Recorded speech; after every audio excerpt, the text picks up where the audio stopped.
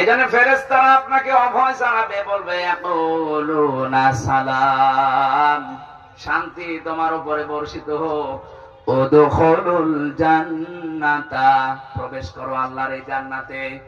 বিমা কুনতুম তা'মালুন, এতদিন যা করেছো তার পুরস্কার প্রতিদান আল্লাহ এইটা তোমাদের দিয়েছেন।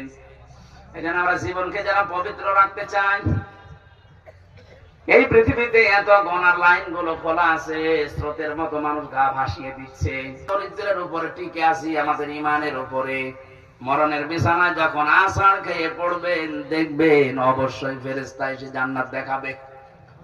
গতকালকে কুমিল্লায় বাংলাদেশ জামাত ইসলামীর একটা কর্মী সম্মেলন ছিল। সভাপতির বক্তব্য শেষ হওয়ার পরে মাইকে ঘোষণা দিচ্ছে 8টা দামি মোবাইল এবং একটা টাকা ভর্তি মানি ব্যাগ পাওয়া গেছে।